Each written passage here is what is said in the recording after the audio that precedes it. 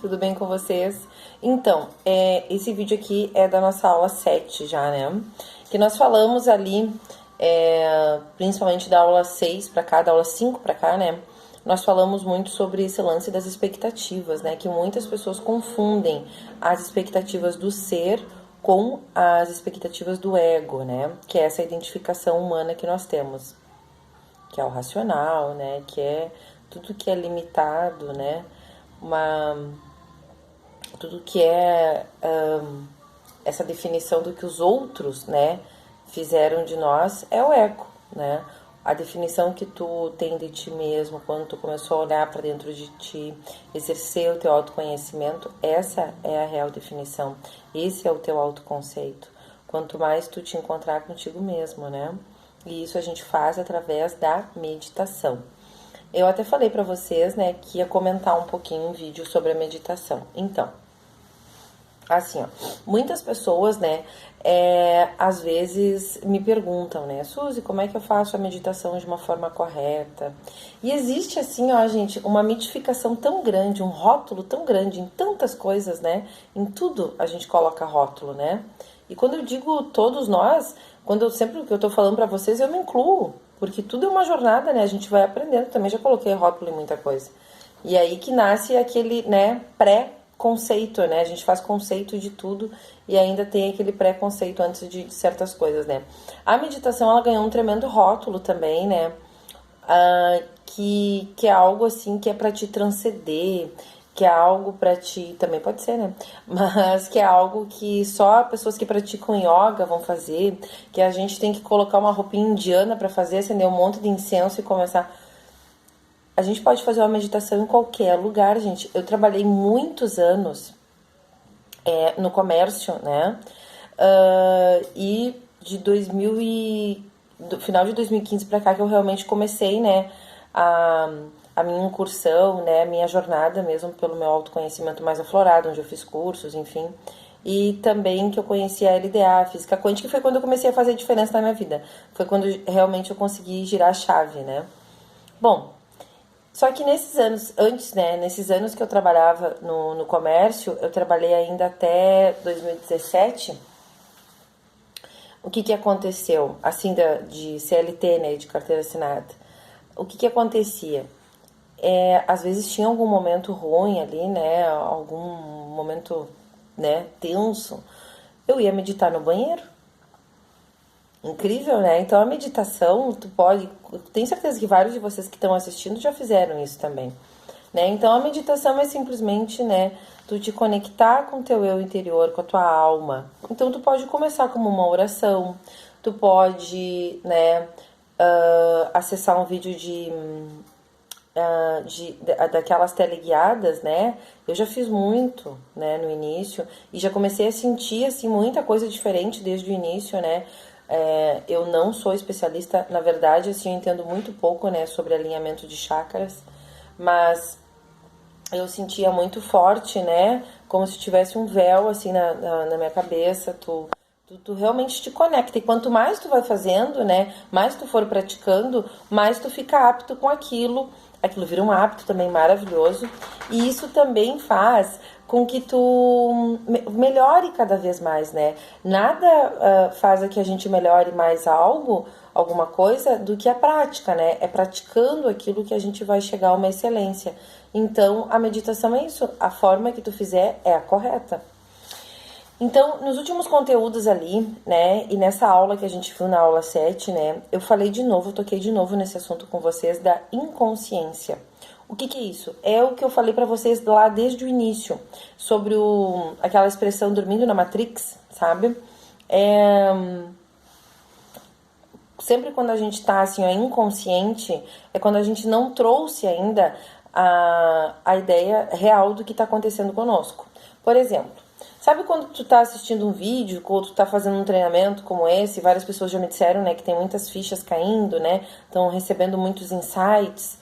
O que é um insight? O que é uma ficha caindo? Tu tá tomando consciência do que tá acontecendo contigo, tu tá deixando de ser inconsciente, né? Então, claro que não é de uma hora para outra, né, isso daí sempre é de acordo com a prática da ampliação da nossa consciência. E, como eu falei, acabei de falar, falei na outra aula também, eu vou falar de novo para vocês, que não existe uma forma melhor de tu descobrir qual é o teu maior mestre, que não é ninguém, não é nenhum tutor, não é nenhum coach, não é ninguém, é tu mesmo. Claro que as pessoas, né, te ajudam a dar um empurrãozinho, claro, né? Nossa, agradeço demais a muitas pessoas que estão sempre no meu caminho, vocês, né? Isso sempre auxilia muito a gente. Mas o teu maior mestre é tu mesmo. E toda vez que tu acessar, que tu meditar e acessar a tua sabedoria interior, tu vai receber insights incríveis. Então, a meditação deve virar um hábito também. Tá? Lá na aula 7, né, eu falei para vocês nos textos que a gente vai muito, dentro dessa inconsciência coletiva que todo mundo vive, a gente vai muito na idealização, né? E se confunde muito, né? O que é um desejo, o que é um ideal, o que é uma meta. Os desejos reais, gente, são os teus desejos da tua alma, do teu âmago, do teu ser, e não do ego. Toda vez que tu quiser colocar o teu ego para cocriar algo, por exemplo, vou dar um exemplo bem básico, por exemplo, mulheres, né? Desde o tempo que eu trabalhava assim só com um lado mais espiritual, e eu ainda faço, gosto muito, né, de tarô terapêutico. Há muitos anos atrás, muitas mulheres me procuravam, né, e homens também, pro tarô para saber, por exemplo, de uma pessoa que eles se envolveram, tipo um relacionamento extraconjugal, né? Aí a pessoa quer, né, às vezes uma pessoa que não pode ficar com ela, né? Ou ela fez um ideal lá de alguém que está muito distante da realidade dela. Isso é um desejo do ego, isso é um capricho humano, né? Então, tudo o que a gente vive, tudo o que a gente faz na nossa vida tem que ser sempre com esse sentimento de servir, de amar, né? De dar amor aos outros, com alegria, né, com uma vibração boa. No momento que a gente tem aqueles sentimentos assim de posse, de apego, é algo do ego, é essa coisa humana, né, que nós somos. Só que essa coisa humana, né, deve ser permissiva, a gente deve permitir essa fusão. Como eu falei no vídeo anterior para vocês, o ego é super necessário, né? Ele tem que ser bem construído para que depois a gente consiga, né, olhar para dentro. É muito doido isso, mas é assim. Bom, então, a maioria dessas crenças limitantes que todo mundo fala, né? Todo mundo começa sempre esse assunto de LDA, física quântica, cocriação com crenças limitantes, né? Hoje em dia até grandes treinamentos, né? Como os treinamentos da Fibracis, que eu adoro, já fiz vários, estão abordando muito a física quântica, né? E aí as pessoas começam muito falando sobre isso. O que são as crenças limitantes? São aquelas crenças que te colocaram lá desde o início da tua vida, quando tu era criança, o que teus pais te falavam e tal. Então, assim, ó, depois da infância, né, a gente começa, depois da primeira infância, desculpa, a gente começa a ter aquele contato, né, a gente gosta mais de ir na escola, a gente gosta de ter ali nosso círculo de amizades, a gente começa a trabalhar também. Então, o que ocorre? A gente tem vários, né, níveis ali de consciências interagindo conosco, e a gente vai pegando muito do que foi referencial para eles, para nós. Por exemplo, eu quero um namorado, vamos dizer uma menininha, né?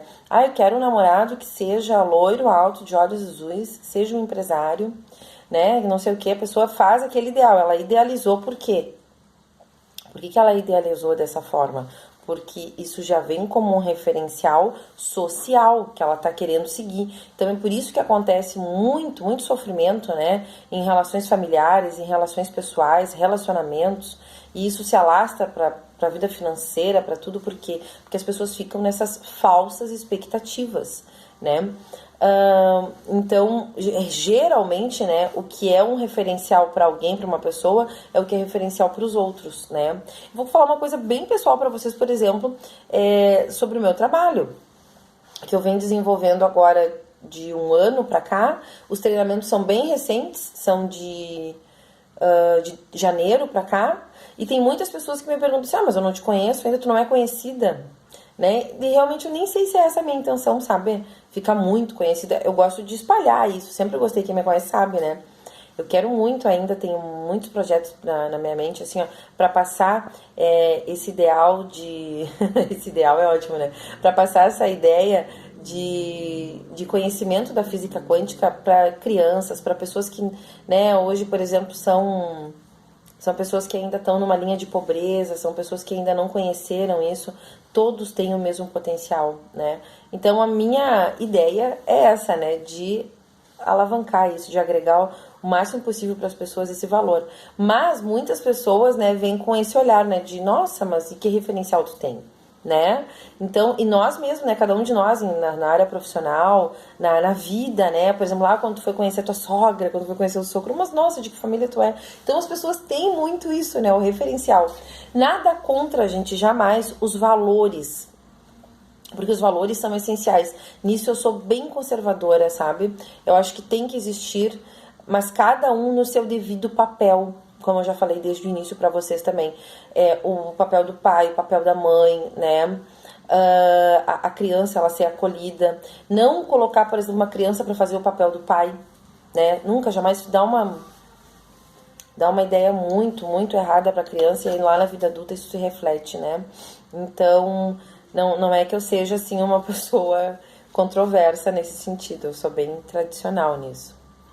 Né? Mas, enfim, falando sobre essa inconsciência, a melhor forma da gente trazer, né, a nível consciente tudo, é a gente descobrir a origem, né? Por isso que a gente tá vendo tudo. Agora, a partir da aula 10, a gente vai começar a falar muito mais. Aliás, vamos começar a falar realmente, né, sobre neurociência e sobre a mudança de hábitos efetiva. O que faz um hábito, né? Por exemplo, pessoas que tiveram alguém na família, o pai, a mãe, um irmão, que era muito nervoso. Aquela criança, ela pode, né, repercutir isso, né, desenvolver aquela tendência ao nervosismo, né? Então é uma coisa que é mais do que genética, é o ver e repetir. É assim que nasce um hábito, né? É o exemplo, né? Por exemplo, se é uma pessoa descontrolada, que perde o controle, aquela criança vai ver aquilo, ela pode absorver isso dessa forma. Ela pode já começar a agir na infância assim, e isso eu tô falando sobre nós, a criança que nós fomos também, ou ela pode reproduzir esse tipo de comportamento na vida adulta, né? Então é mais que um impulso genético, né? As pessoas chamam, né, de genético, fulaninho, coisa mais querida, o netinho puxou a vovó a ser desse jeito. Mas não é o exemplo que a criança viu. É que nem eu sempre falo do Mogli, né? Se tu pegar o Mogli, criar lá no meio dos lobinhos, dos macaquinhos, ele vai ser igual. Ele vai ter aquela identidade ali, aquele referencial ali. Se tu pegar, né, se eu adotar, por exemplo, uma criança lá do Japão e trouxer ela e disser, a sua mamãe, esse é o papai, né? A criança, ela vai aprender tudo aquilo da forma que a gente está passando, ou seja, os exemplos. Inclusive, gente, eu vou começar a falar para vocês a partir da aula 10 sobre os gatilhos ambientais, que é o que a gente já tá falando até, né? Que, por exemplo, assim, ó, um hábito é algo que a gente copia e a gente vai reproduzindo. Aí se estabelece um padrão. Aí é que tá o perigo, porque quando se estabeleceu o padrão, a gente tem muita dificuldade para conseguir sair desse padrão, né? Aí tem outras coisas, né? A gente sabe que tudo tem origem emocional, mas, por exemplo, vícios vêm daí, né? E às vezes é difícil mudar isso. Mas, enfim, a reprodução, ela sempre vem disso, né? Dessa tendência de ver e repetir. E isso ocorre, óbvio, com mais facilidade ali na infância, mas vai ocorrendo ao longo da vida, na adolescência, na vida adulta, né? O adulto, ele pode mudar também, só que é mais difícil às vezes, né? Por quê? Por que é difícil esse negócio assim, de conseguir mudar um padrão, de conseguir mudar a tua realidade? Porque tu vem há anos reproduzindo o mesmo padrão, né? Às vezes tu vem há 10 anos, por exemplo, que tu mora no mesmo lugar, 10 anos que tu trabalha no mesmo lugar, não que tu vá mudar a tua casa ou o teu trabalho, mas tu vem há 10 anos emitindo a mesma frequência. Então, para mudar, para quebrar esse padrão, tem que reiniciar, né? E esse reiniciar, que às vezes eu até digo para as pessoas, brincam, né? O reiniciar o Windows que a gente tem que fazer, é tudo isso que eu tô falando para vocês aqui no treinamento. Que reiniciar é a gente ver com outros olhos, né? A gente vai ter que largar primeiro, soltar realmente todas as necessidades, todas as amarras de ego. A gente vai ter que se limpar disso tudo, literalmente, né? Para recomeçar. Então, até a aula 10 eu ainda vou explicar mais ainda para vocês sobre isso. Mas a partir da 10 em diante, a gente vai falar muito mais, desculpa, sobre essa linha de associação, que é o que faz a gente mudar, né? E os gatilhos ambientais são isso, é o ambiente onde a gente vive, o ambiente onde a gente viveu, e a gente vai reproduzindo aquilo. Depende de um meio de histórico que a pessoa já tem, né? Ou seja, a vivência que ela já experienciou e também o que ela tá agregando ali. Por exemplo, tem pessoas, né, que às vezes são de uma nacionalidade, são de uma cidade, por exemplo, elas vão morar em outro lugar, né? E elas adquirem os hábitos daquele outro lugar, né? Por exemplo, aqui no sul, né, eu sou gaúcha, tem pessoas que têm o costume do chimarrão, né? Eu não tenho esse costume, não tenho esse hábito. Vi muitas pessoas, meus pais faziam, outros familiares também, nunca reproduzi, não gosto. Não é que eu não goste, simplesmente não faz parte, sabe, de mim. Não diminui nem aumentou em nada pra mim. Então, o que acontece? Às vezes a gente tu é taxado, né? Como assim, tu não gosta? Né? Então, tu não é gaúcho de verdade? Tem esses lances, né? E sobre, por exemplo, essa pessoa que vai morar em outro lugar. Por exemplo, vamos dizer que eu vá morar em Minas e daqui a um ano morando lá eu volte falando, né? Mineirês, uai. Por que acontece isso com as pessoas, né? Eu tenho um irmão que ele morou um ano no Uruguai. Ele voltou, gente, só falando espanhol, né? E com um sotaque uruguaio. Então a gente até pensava, nossa, será que ele tá forçando a barra? Será que ele tá querendo impressionar? Não, ele realmente pode ter agregado aquele hábito, né? Então, isso ocorre muito, isso é um gatilho ambiental, que é o que a gente vai começar a falar a partir da aula 10, que é para mudar mesmo. Aí é uma coisa, assim, ó, muito importante que vocês entendam tudo que a gente está falando até agora para edificar realmente a mudança a partir disso, né? Então, basicamente, o que a gente falou ali na nossa aula 7, né? Sobre esse lance também do apelo social, né? Que cada um tem que desempenhar um papel, que eu já venho falando pra vocês sobre isso, né? E que a gente faz muitas coisas, às vezes, pra se sentir aceito pelos outros, né? E aí, só que... Isso é muito importante que eu vou falar agora pra vocês. Só que assim, ó, a pessoa, ela vai ficando, né? Eu vou me vestir de determinada maneira pra que o fulano me aceite. Lá, a minha sogra tem que me aceitar, então eu tenho que me comportar desse jeito. Eu fiz muito isso na minha vida. E aí, o que tu vai te sentindo? Tu vai perdendo a tua dignidade. Tu vai perdendo a identidade que tu nunca te deu. Que foram os outros que te deram, né? E tu vai ficando não é nem servidão. Servidão é uma coisa boa, servir. Mas tu fica naquela subordinação aos outros. Tu fica te submetendo ao que os outros querem. E isso faz literalmente a tua alma murchar, né? O teu ser interior, a tua alma, o teu âmago realmente deve ficar triste com tudo isso. Por isso que essa tristeza se exterioriza em nós, né? Na depressão, no medo, que aí tudo isso vai ser ligado, não à nossa alma, né? Mas a sentimentos densos, né? Dentro do nosso ego. O que tudo isso quer dizer? Quando a gente só faz pro outro para se sentir aceito, né? Usa as nossas emoções através de escambo, né? Eu tô te fazendo isso aqui, eu tô te entregando um presente, tu vai ter que me entregar algo também, esperando algo em troca. Enfim, toda essa doença emocional que existe aí é muito por conta disso, por causa de um protocolo social. Então, tem muito comportamento que as pessoas desenvolvem e vão repetindo esse mesmo comportamento para se sentirem aceitos pelo outro. E isso vai acabando com a tua autoestima, isso vai acabando com o teu autoconceito, isso vai te colocando cada vez mais numa frequência de não permissão. Tu não permite que as coisas boas aconteçam na tua vida. Tu fica ali, vivendo a vida dos outros. Então é muito importante, né, salientar isso, que quando tu te sente submetido aos outros, é onde chega esse clímax, né, da falta de autoconfiança. E aí teu autoconceito tá pra baixo, e aí tu não vai conseguir nada, e aí tu passa a vida inteira lá, sem fazer nada, frustrado, né? Então eu sempre venho falando também nos treinamentos sobre a autoconfiança. Se a gente aprender tudo direitinho que eu tô falando aqui, e a gente vai aprender junto, é importante que dessa forma tu vai aumentar a tua autoconfiança. E a autoconfiança não tem nada a ver com ser arrogante, com chegar de peito estufado pros outros, não. A autoconfiança tá completamente ligada a isso, ao teu autoconhecimento, a exercer o teu amor próprio. Tá, gente? É isso então. Um beijo.